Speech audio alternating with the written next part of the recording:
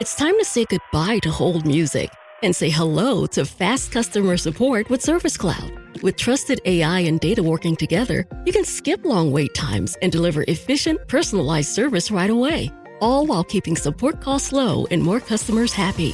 Reimagine your customer support with the #1 AI CRM for service. Learn what's possible at salesforce.com/products/service.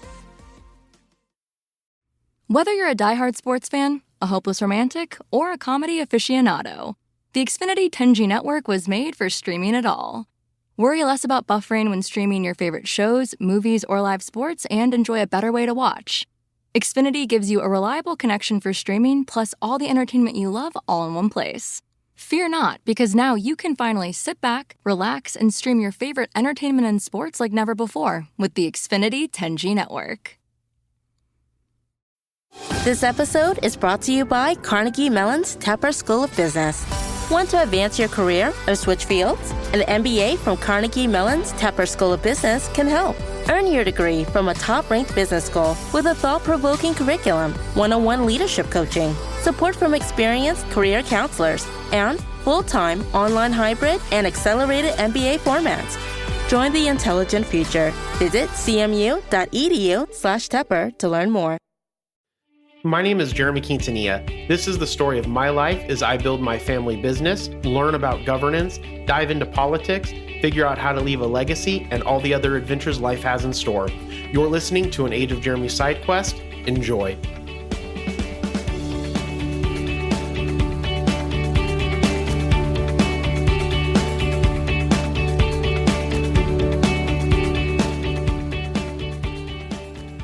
So I've been a little bit busy, being sick, I guess you could say. So I wanted to jump on here and kind of talk a little bit about my experience. So I apologize. I get out of breath if I talk too much. I'm not sure if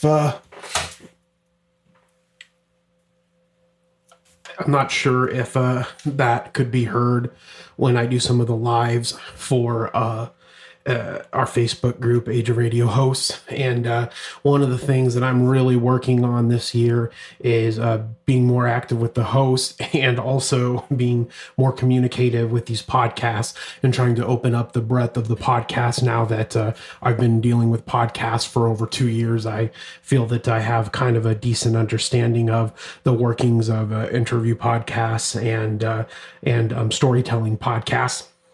One of the things that I don't think that I do very well, and this can be definitely seen in consistency, is obviously I take on a lot. And so during this podcast, I wanted to take some time and kind of talk a little bit about that, kind of talk a little bit about what I'm focusing on and kind of what's going on with the podcast.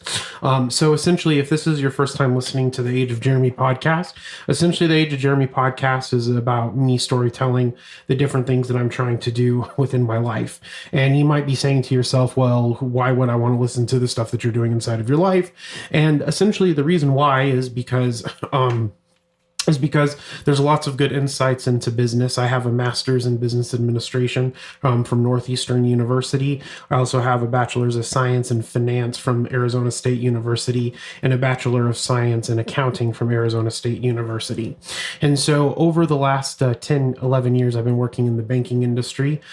Specifically, over the last 4 years, been working with relationship management with businesses that have somewhere between 5 million and up. My average right now is close to probably like 15 million or so in revenue that they bring in to their business. And so essentially what's kind of happening is I decided to embark on my first business investment with my friend and previous coworker John Vasquez, and we own a company here in Mesa called 3T Fitness. And you can find on Instagram 3T Fitness at I think it's 3T Academy now. We kind of been working on rebranding. I deal with all the financial stuff, and I'll kind of go over that. But we own a facility in Mesa. We have an online app where you can do your training from your house. And so a lot of eye-opening experiences have been taking place is I've been delving in this with John.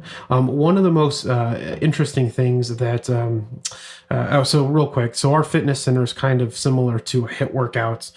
So you go through a 45-minute workout that encompasses kettlebells and dumbbells to deplete glycogen in your body, to reduce all the sugar. And then you go through a HIIT workout, because the idea is once all that glycogen's out of your system, once you do that HIIT work with battle ropes and assault bikes, once you do that, then you're only going to be targeting fat stores. And so also too, just to kind of let you know that this podcast is waiting for my mom to call. We're going to do a live, well, I guess not live, but recorded phone conversation with her in regards to what I'm going to talk a little bit about towards a little bit more into this podcast about COVID.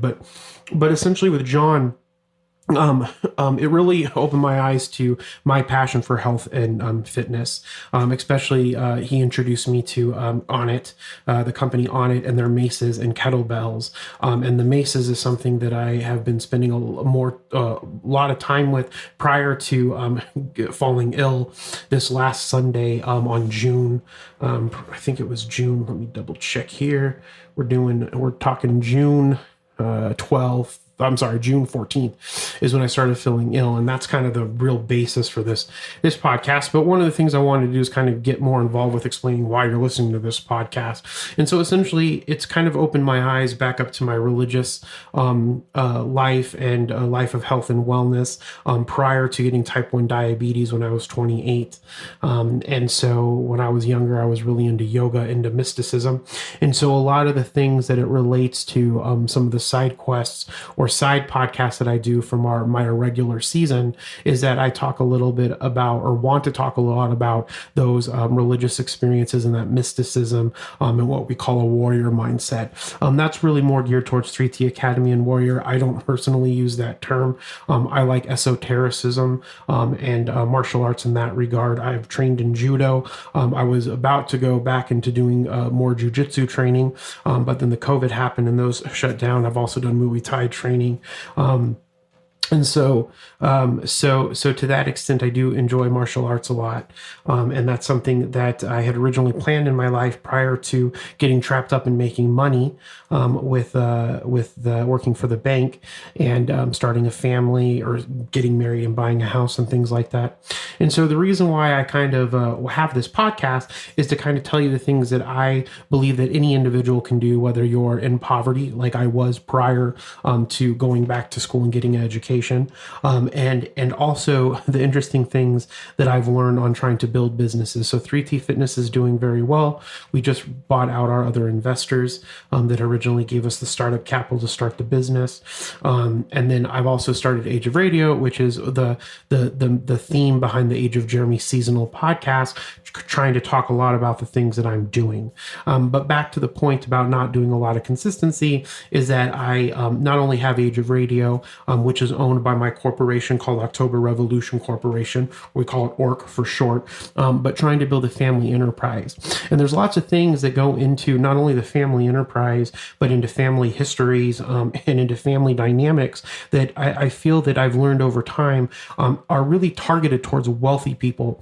But you can take those concepts and you can apply them to any families, and we can start making much better, stronger family units, even in lower income levels. And I think that that's one of the big keys and things that'll help get people out of poverty, besides the traditional oppression that is pushed upon them by capitalism.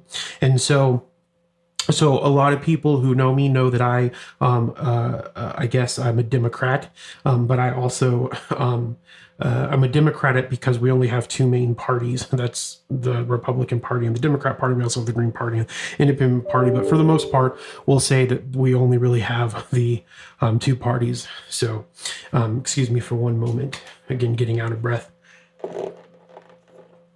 And so I'm a Democrat, but I traditionally fall into the further left democratic tradition of socialism or communism.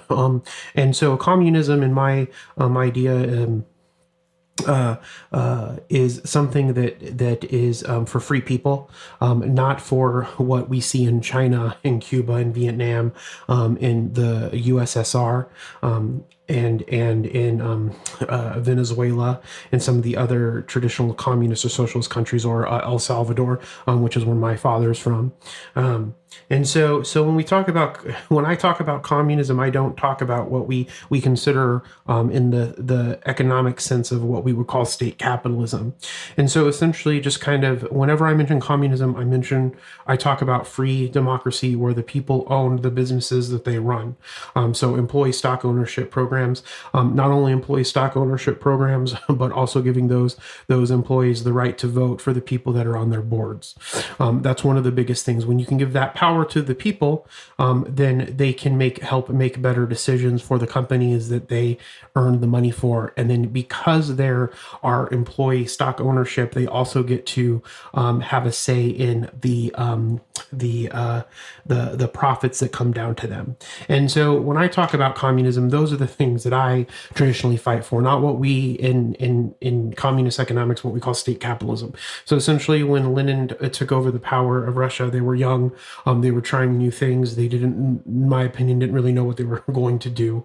And so they started these equal processes of things that they thought that would work out, that didn't, for a couple of reasons. One, because they kept having war come on to them in Russia from different places after they overthrew the previous regime in Russia.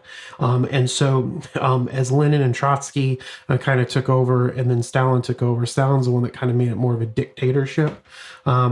But prior to that, they have this thought process that the state will own all of the capital, and then the profits that the state makes will be either paid out to whoever they see fit. A lot of the times, like we saw in Cuba with Fidel, that money went to Fidel.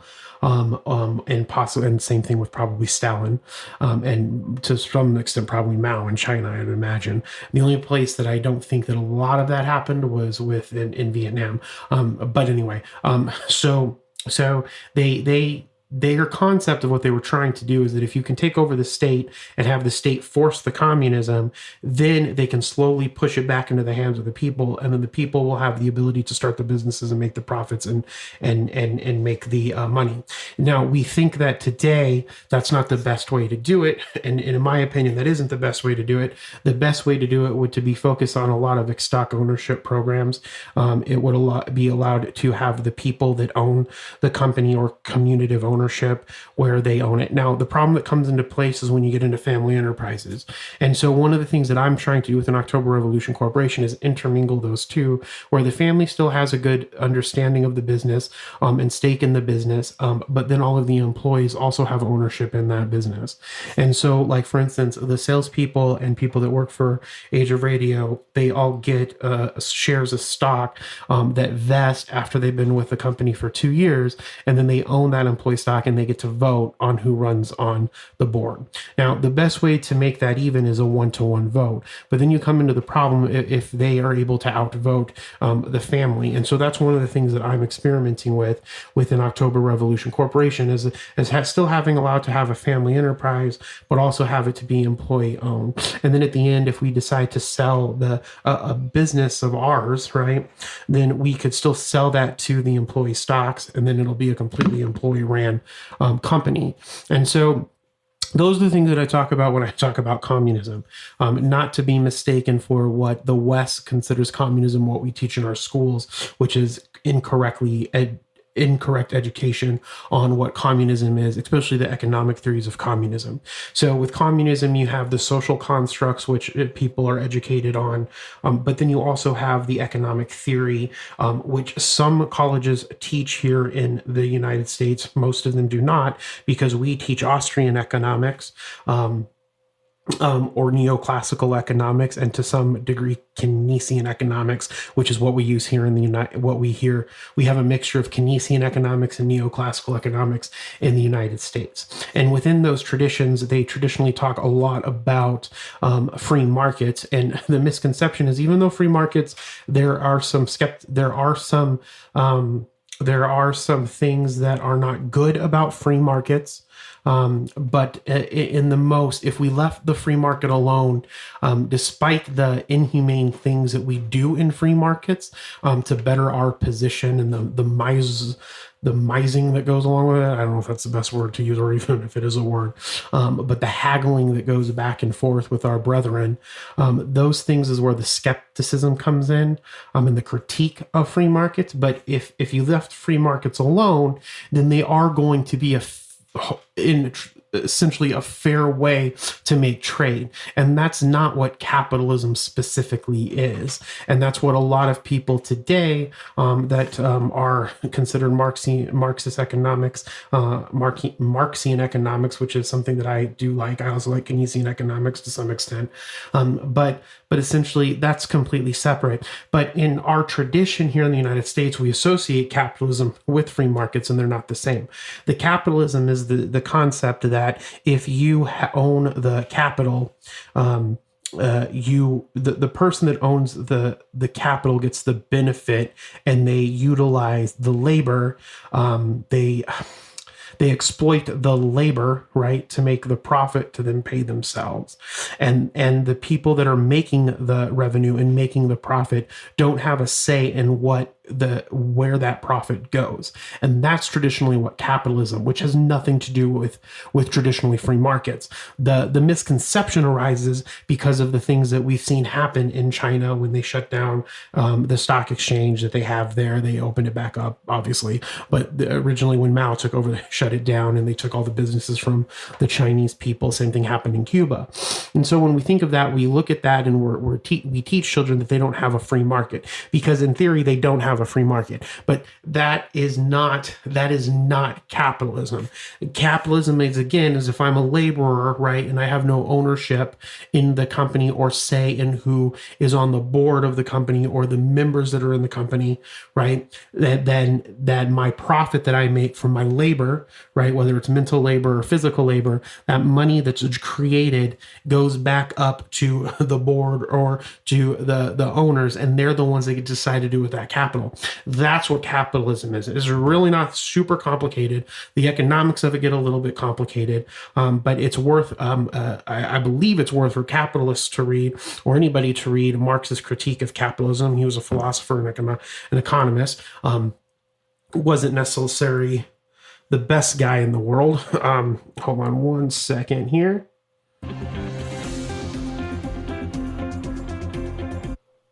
Hello? Hello, I'm home now. Oh, you're okay. So I couldn't understand what you wanted to talk to me about.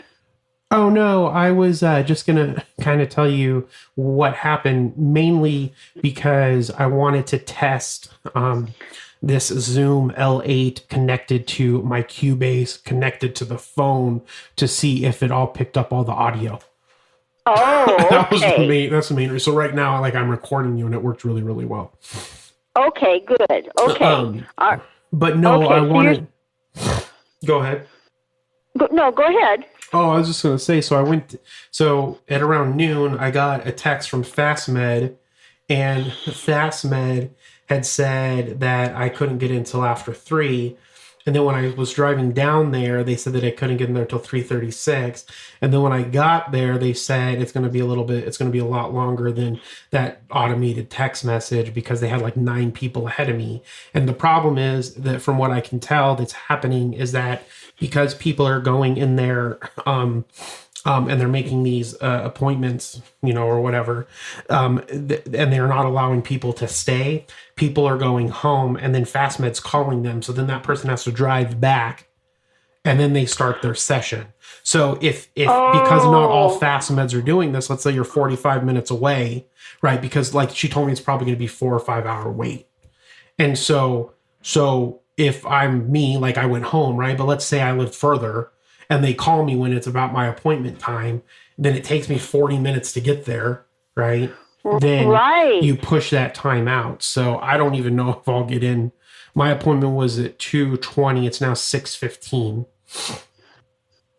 So who knows if I'll get back in there today.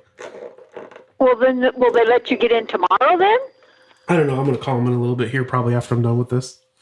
Yeah. So how far is the drive for you to go? Like 10, 15 minutes. It's 10 or by 15 Metro minutes. Center. Oh, it's by Metro Center? Yeah. Oh, okay. All right. Which is like well, 3 be streets careful. down. Yeah. So you take the freeway or you just take the streets? No, you can just take the back roads and you're right there. Yeah. Yeah. So, Like if you take that's good. Thunderbird up to, I think, 23rd Avenue or something, it goes all the way through and that's right there on the left. Yeah. So, okay. Well, that's crazy because you just wonder how many people are out there. We had 2 carriers' fathers die last really? night or the night before. They didn't say if it was from the coronavirus. Oh. But one of the guys is a CCA, so he's not a regular carrier yet. And he's a real young carrier. He's probably in his early 20s. And I guess he found out when he was at work. And he was just crying, and I guess he wasn't going to leave. And they told him, you've got to, what are you going to do? You need to go home. Yeah. So, but he was just, he was just shocked by the whole thing and whatever. He went out to his truck, and one of the other carriers was leaving, and she saw him in the truck, and he was just crying, and they should have drove him home. Yeah. That's So, sad. Yeah, Grandpa yeah. called me to find out what I found out. Obviously, he thought that if I got the test, I would get an answer. But that's not how it works. Mom knows because Chloe told Mom last night she's not going to know for 4 or 5 days. Oh, I don't know. So, But anyways, so then I told Grandpa, and then he's worried for me not to have it. And again, if this is it, for me anyway, it's not that bad. If I just so test it doesn't positive, get worse. right? Because I still haven't had a fever. The only thing is like my breathing keeps going back. Like sometimes it's good, sometimes it's bad. Right. But other than that, like it's not really that big of a. It's like having, and I don't want to give because I think it's serious, and I think we need to stop the spread of it. And I'm glad that Phoenix mandated the mask wearing, and Danielle watched. Governor Ducey's a fucking pisshead because he wouldn't even mandate it. He should have just mandated it for the whole state. Right, but then you have to think about the traditional politics of Republicans. So if you're a Republican, you don't want the overreach of the state government into the cities, just like you don't want the overreach of the federal government into the states. But they'll be damn sure to take the fucking money if they need the fucking money from the Fed, which is one of the most stupidest things ever. Well, the late supervisor was sitting there talking to a couple carriers because you have to check out before you leave to make sure all your parcels got cleared and whatever. Yeah. And he was telling these carriers that in his thought, the government's going to crash, and it's going to be like, because he's looked at other things that have happened in other countries and whatever, and we're following that same thing, not because of the coronavirus, but of other things that have happened in the past or whatever. And he thinks that the post office is just going to go down, the government's going to go down, and it's just going to be really bad for everybody. Yeah, none of those things are going to happen. I'm like, whatever. And then he's talking. Then they said, well, if Biden gets elected for president, then everything will be better. I said, don't bet on it. I didn't, because they're mostly Democrats at work. Because they're all for the union and everything. Right. Well, that's good. Well, so in my view, that's good. I don't think Biden's a good pick. And I've never thought that Biden's a good pick for lots of different reasons, but unfortunately, the party doesn't want it to go further socialist, so they definitely were fighting to not have Bernie Sanders become the pick. But I don't necessarily. I think Bernie Sanders would have been good. I don't think it would have been. It would have been really difficult. It would be very difficult for our society to go from a complete capitalist thought, right, to far right capitalism, to a centrist. To then go all the way back over to further left than Barack Obama was, right? Right. And so I just don't think that nothing would have happened either if Bernie Sanders got it. And that's one of the problems, is because what I'm hoping happens is that the right starts taking on more of the progressive and centrist values, and then the Democratic Party is more socialist and further left in the future. Because eventually the Republican Party, in my opinion, is it's diminishing fast as far as the amount of people that vote Republican in general. And so I would imagine that they're going to have to fix some of their ideologies as they continue. And I think that they're going to have to push more for centrism, because the whole abortion and the whole weird gun shit and is just stuff that's stupid and doesn't need to be here anymore. Just let people have abortions. Also, just let people have guns, and then we'll just move to more pressing matters of getting the economy back. I was watching a video, not that I'm super against China, because I genuinely love Chinese culture and Japanese culture, especially with Buddhism and things like that. But I was watching a video, and by 2025, China is going to be the largest economic power. And so from a economic nationalism standpoint, if I'm an American, we should be trying to stop that from happening.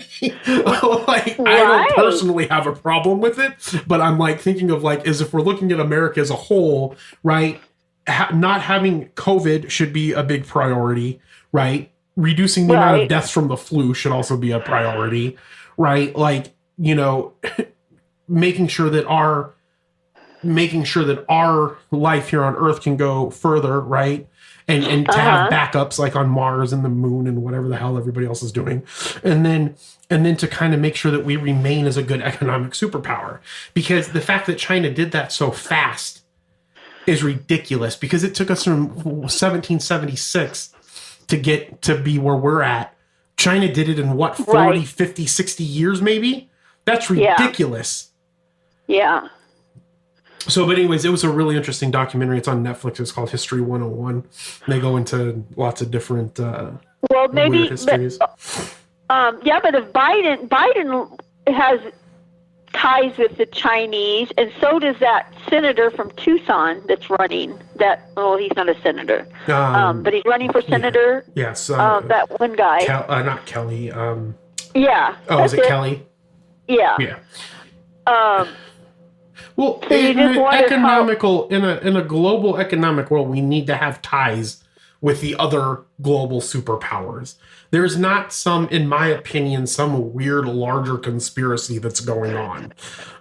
It's just the Chinese want to be well off. The Chinese people want their people to be wealthy. They want to be an economic superpower.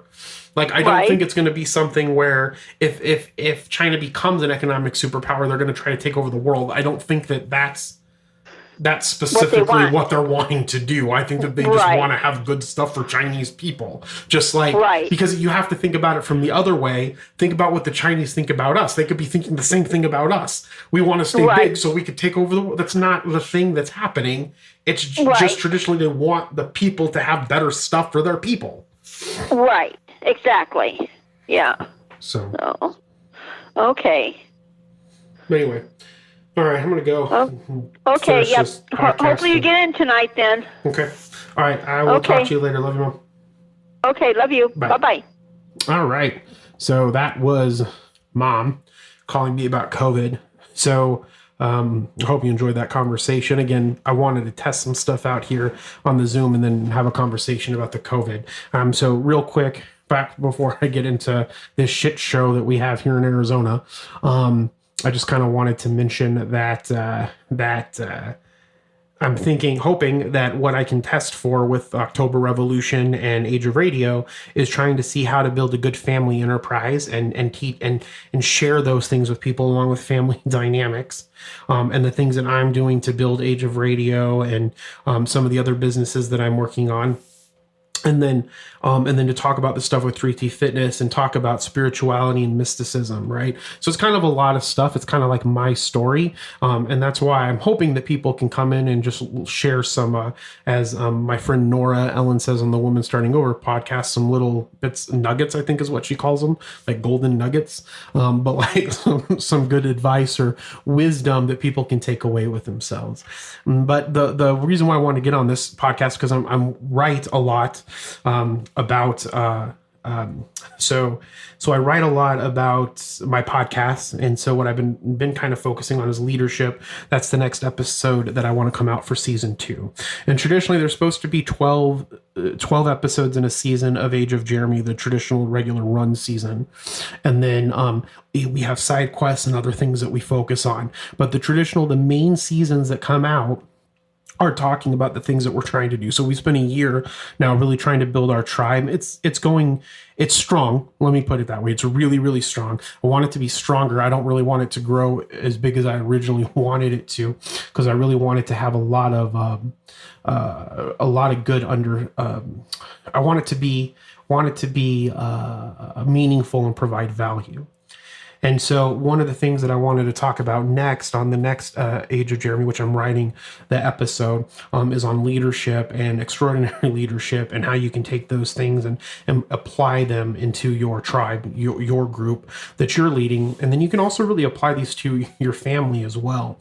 And see, the one thing that is really important to me about the family that really frustrates me is in wealth management. Right. So I work with businesses, but when I get a client that has a lot of wealth, right, over $2 million, just that's possibly liquid, right? When I talk to one of those individuals, we want to talk to them about building a legacy, and we want to talk about them about family dynamics, and how to build a strong family, how to have family meetings, right? I mean, I don't talk to them specifically about that because that's not my role at the bank, but we get them over to our wealth management group or private banking group, and then they have individuals, like they have historians that work with our private banking and ultra wealth private banking groups, and those historians talk to them about how do you build like a family history and a legacy so it builds on. And one of the things that always frustrates me is I feel that those are things that we should be teaching everybody, all families, right? So their families, their generations can continue. I don't know if they'll flourish, right? Hopefully they'll flourish apart other generations, but to build strong families. But I think one of the things that arises is when you have families that are in poverty, right? The goal is to get food. The goal is to, get clothes, is to have a house. And then, with social media, you have children that see all this garbage on social media about Lamborghinis and Ferraris. And, and this isn't me gloating or anything, so I don't want to take it. I drive a 2010 Corolla. And if we look at traditional budgeting, I could easily afford a Porsche, right? And again, this isn't about me gloating. I have no intention of buying a Porsche, at least right now. But like, I have a 2010 Corolla, like the bumper's hanging off of it and the glass is broken on the front. I just hate buying for cars because they lose value. And so like when you think about that, like they get these mindsets, I just got to go and get this money, and they lose some of their core values that should be established within their family unit and within their community and their culture. But we give all of these resources to the ultra wealthy, and then from that, right, they already have a step ahead of the people that are still in poverty, or the people that are in the middle class or slightly above middle class, right? And so those are some of the things that I want to hopefully change over my lifetime, so that we can look at our communities and look at how and get people more involved with them. We have a lack of community communication, right? A lot of that has to do with big corporations buying up little newspapers and little media places as they grew. And then when recessions happen and they have to cut costs, they cut those costs. So then you lose a lot about local news, right? Because especially living in a big city, you don't see local news. It's easier to get local news in a big city. Because of the media outlets that are here, like in Arizona or Phoenix. But if you went to like Payson or Cottonwood or Douglas or Flagstaff even, or Payson or Globe, right? There's lots of communication and media things that can be presenting information to them out there as well. And then we can help grow those cities and they can become larger and we can make better worlds for everybody. It's very nostalgic the way that I speak, I guess. But that's why you should listen to the Age of Jeremy, and that's what the point is.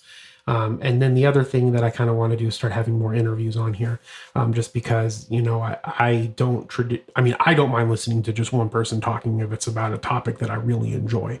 But I do have lots of networks of people that I've spoken with over these last couple of years building these businesses.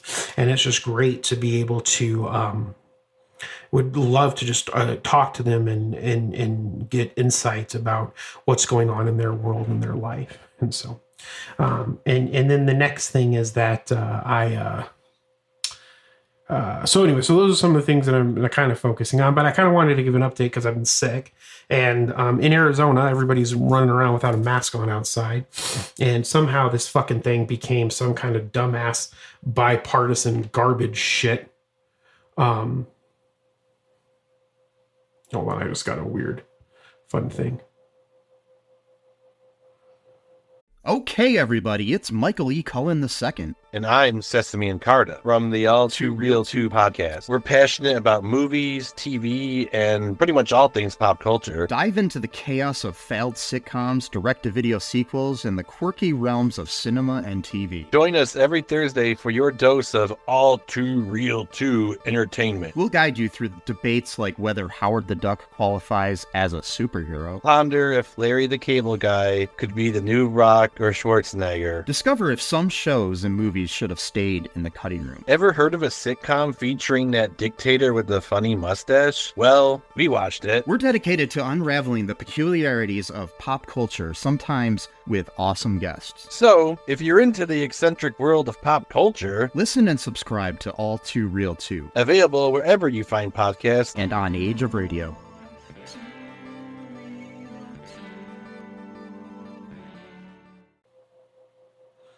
Okay, so sorry, this is kind of going back into, I'll cut some of that space out, I guess. Maybe not, who cares? My wife she's arguing with someone on Facebook because so essentially the city of Glendale, so today the city of Phoenix decided to mandate masks, which is something I've been pushing Governor Ducey to do. I tweet him all the time. I don't know if he actually reads those tweets, but I complain about it a lot.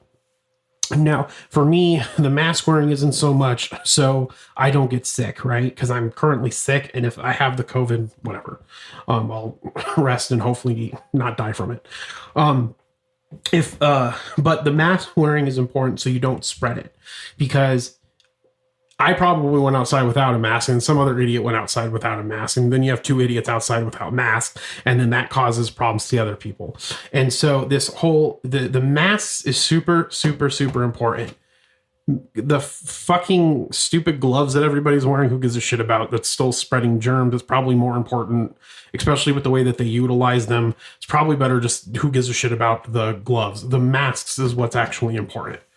And so essentially, Governor Ducey being a dumbass, well, being a Republican essentially, and not wanting any type of overreach because of the stupid fucking people that protested the lockdown. And so those individuals, they... so Ducey isn't mandating masks. What he is doing is allowing the cities to make the decisions on to mandate the masks. And so, which I'm happy for. My wife watched the Glendale City Council this morning while I was sleeping because, I've been sick.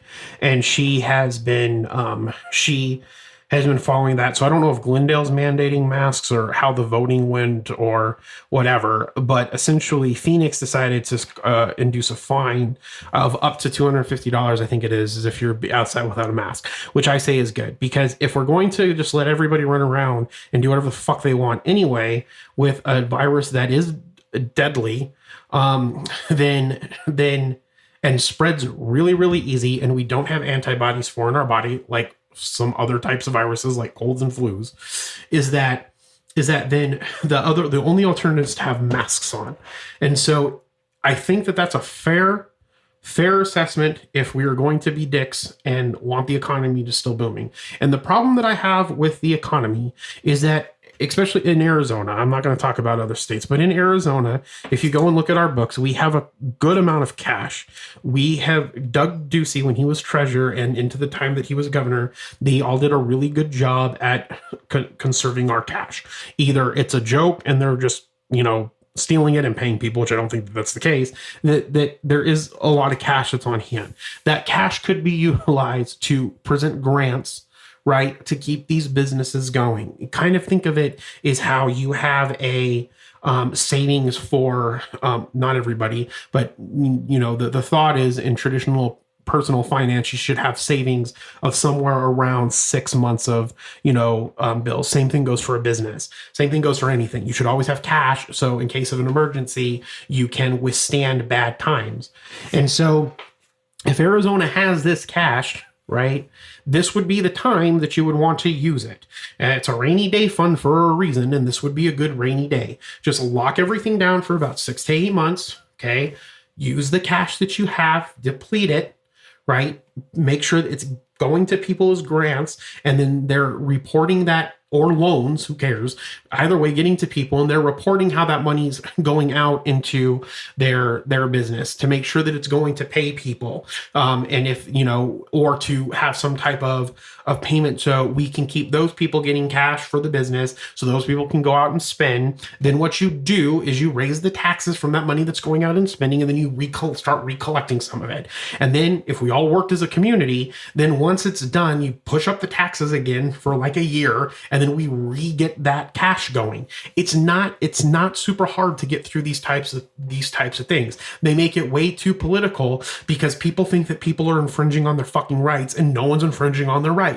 You look at it as like you would a household, right? That's what you would do in a household. So we should do that as a larger scale on a community. And then we could stop the spread of this or slow it down while people and researchers are trying to get a vaccine for it. And then we cut some of our money here in our households. Not everybody can do it. The wealthy and the middle class can do it more. Then everybody's just like, well, I shouldn't have to pay for everybody else. Well, that's stupid. Just fucking grow up. Okay. And then you take that money and you pump it into research at the public universities, and they create a cure. Hopefully we could get out of this in like a year and a half. It's not super difficult when you think of it as we're one big family. And that's the problem, because it's so political. It's so everybody being greedy, everybody not thinking that they need to take care of other people. And that is just the biggest load of shit. And that's one of my biggest problems with the way that the world works, that I'm hoping that if just someone could come on here and say, I'm a fucking idiot. I don't give a shit. But if something happens, there's going to be some wisdom somewhere that someone can take away, and they can go and make the world a better place or make their life a better place.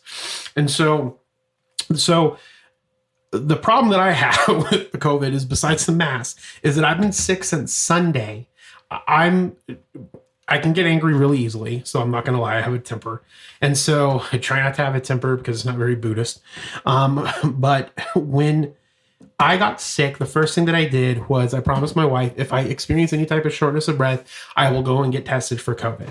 I get sick when anything happens. I have type 1 diabetes. I have really bad allergies and really bad asthma. And traditionally, type 1 diabetes is an immunology problem. At least there's some different concerns on that, but for the way that I feel that it works, is it's an immunology problem because it attacks the C-peptide that's being created from your pancreas, which creates insulin, right? And so your body gets overreacted, and so it thinks that something is bad and it's not, and your body attacks it. So I get sick really easy because my body attacks everything. And so I traditionally get sick a couple times a year with the flu. This year I had the flu shot. I didn't get the flu that bad. And then I got sick. I thought it might have been COVID. It was right around that time. The doctor didn't have me go get tested because testing wasn't readily available. And then I got better, never got an antibody test. And so when I got sick on Sunday and Monday, I went to work. On Tuesday, I stayed home, and because I started getting the shortness of breath. So for instance, I'm in our back office right now, and across the room. So I quarantine myself on the west side with our guest bedroom and our guest bathroom.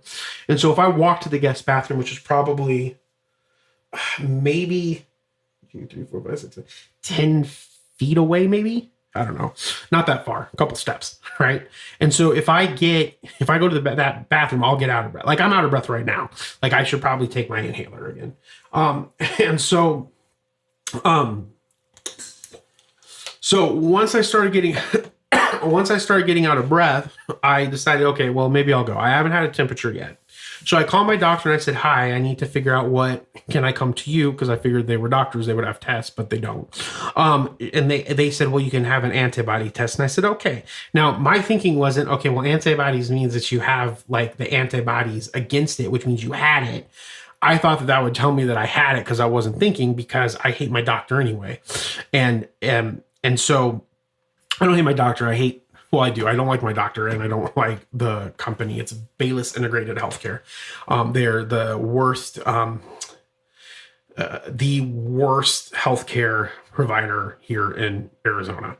And so I have called them. They said I couldn't get until Friday. And I was like, okay, well, I'll try to get one of these nasal swabs done. So I called CVS, I called Walgreens, I called Banner Health twice on 2 different days. I've been trying to get a nasal swab test or even an appointment for a nasal swab test this whole week.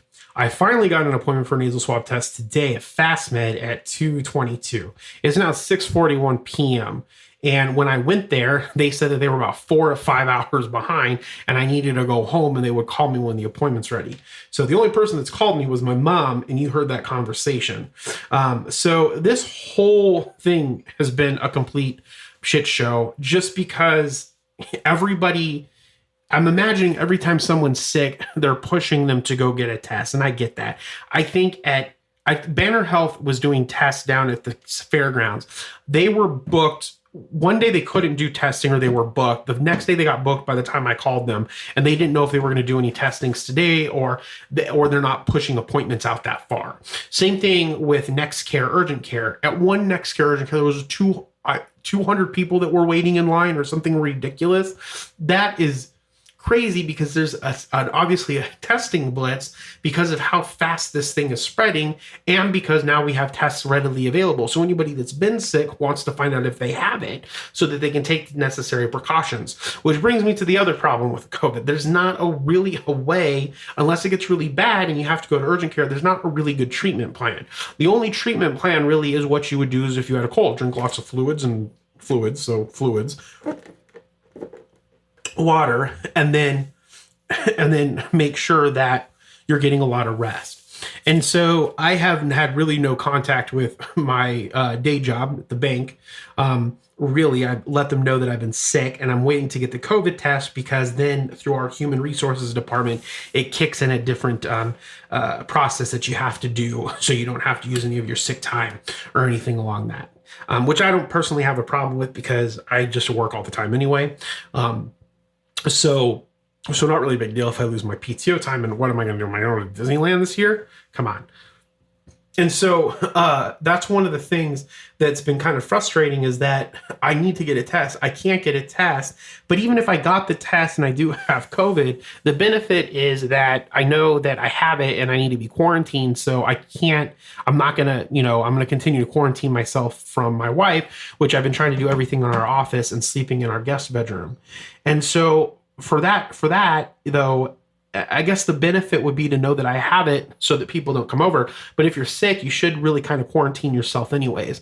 And that's one of the things that I've kind of learned from this whole thing because my wife is very big into germs and such. And everybody worries about me because of my type 1 diabetes and my asthma.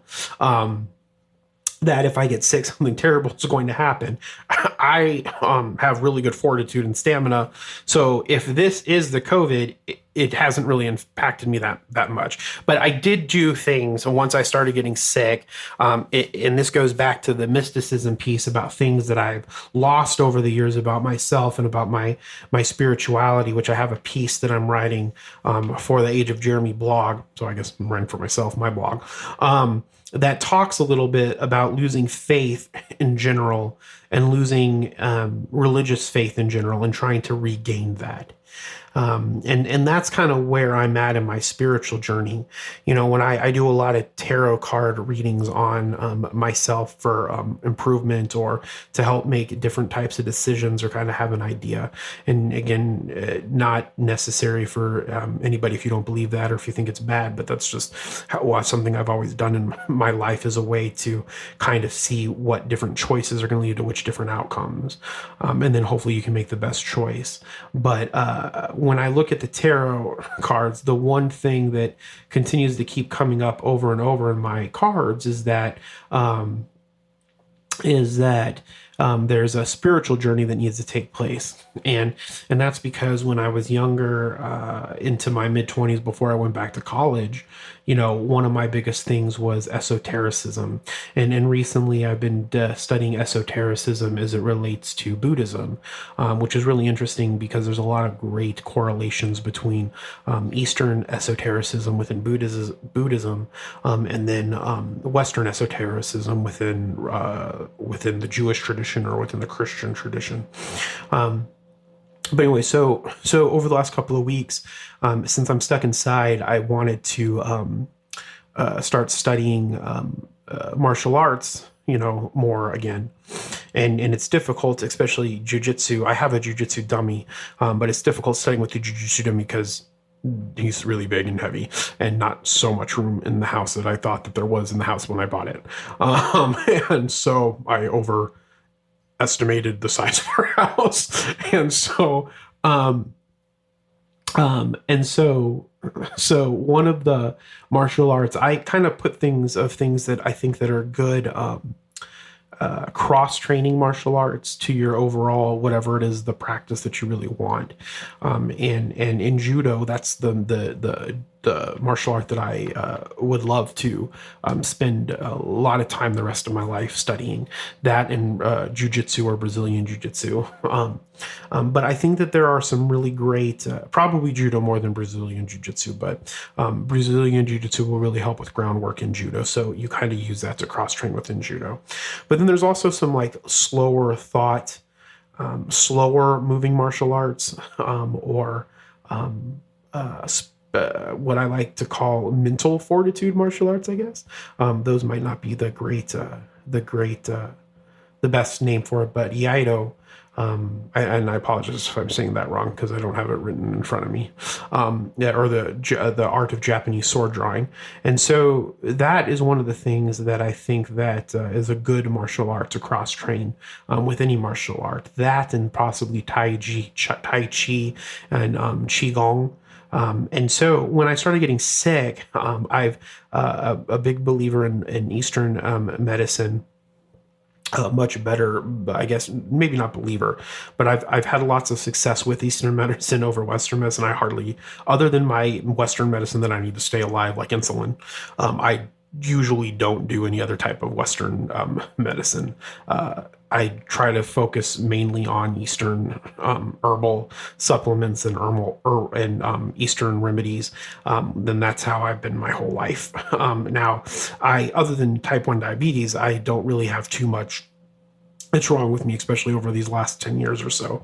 I've not had knock on wood, an emergency event that's taken place, and I haven't had any type of surgery ever in my entire life. I usually traditionally have good heartbeat rating, good blood pressure, things like that. Blood sugars need to be a lot better. And that's because I just love some food. One of my biggest things I'm never really, unless I'm single, which I haven't been in a long time. I'm not super really, I would rather spend my time reading or learning than focusing on dieting. Now, I enjoy exercising because it's fun, but I need to lose some weight probably, actually, for a fact.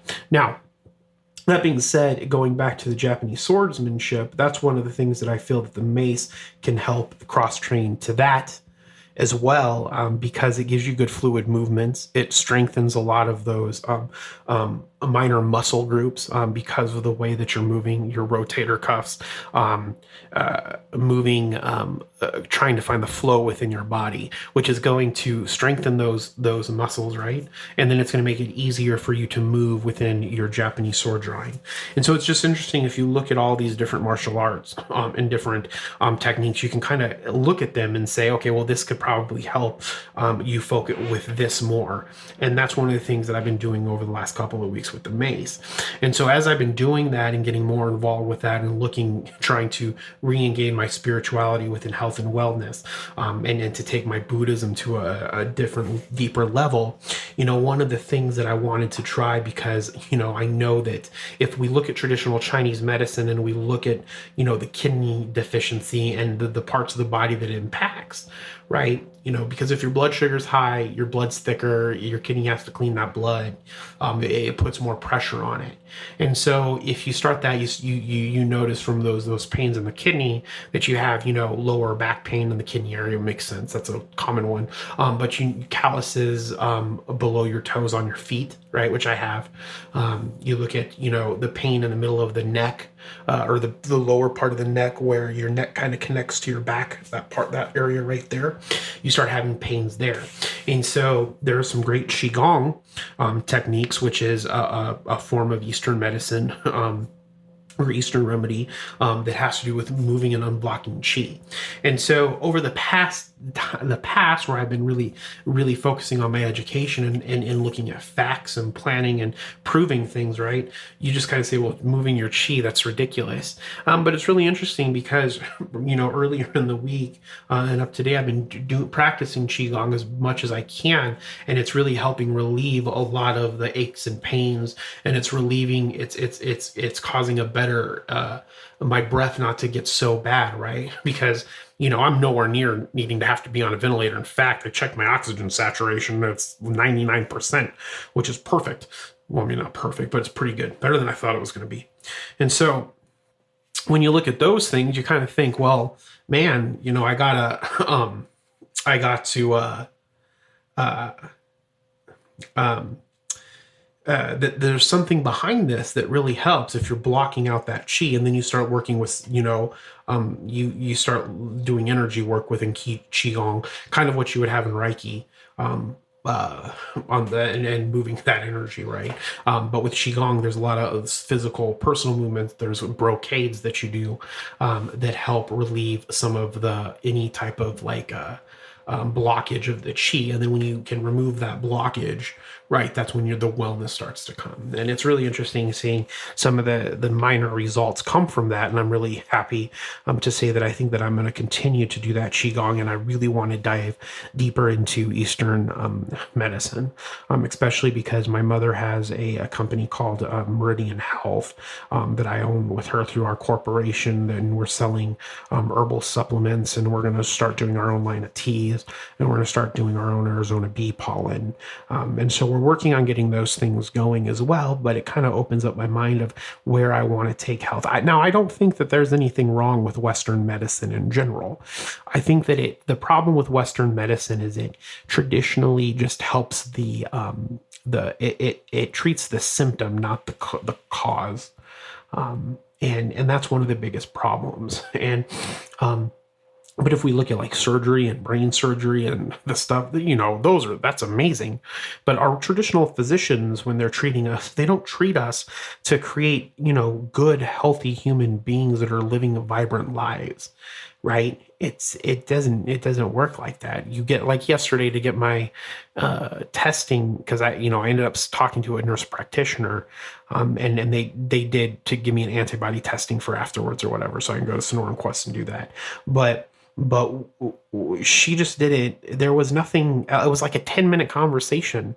What am I going to charge? $119 for 10 fucking minutes? Well, the insurance will. That's ridiculous, right? And so there's something that's missing in our health system. So I think we need doctors and physicians. I think we need better doctors and physicians. And I hope that over time, Meridian Health can be something that can provide that, provide a different way of looking at health, where you combine the Western and the Eastern medicine like they do in China and in Japan, Kampo. And I think that is one of the things that I really want to focus on. And so I've been doing a lot of that with my being sick this time, especially if I have COVID. I've been taking my vitamin C. I have my zinc lozenges. Prior to this, I was taking elderberry, but I ran out and I need to order some more. I've been doing some aromatherapy. we also were working on selling doTERRA. The doTERRA, I'm not selling these like multi-level marketing. They're decent products, and I'm just pushing them like at retail. That's one of my main focuses. I don't want to sign people up in memberships. I just want to find really good products and then get those in the hands of people in education. But like this doTERRA Breathe respiratory blend, just phenomenal, right?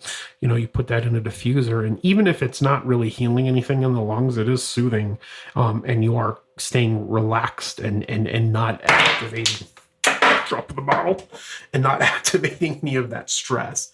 And so, I've been doing those, and I've been meditating a lot. And then the other thing is, I was reading some stuff about traditional Chinese medicine and how China's TCM, that's the acronym for traditional Chinese medicine, how the TCM is treating it. And they do use a lot of ginger. Ginger is like a magical herb. So I have ginger tea. But the other thing that they've been giving all their nurses and doctors is licorice root extract. And I've been taking, prior to this, I was taking licorice root extract, and I'm still continuing to take it.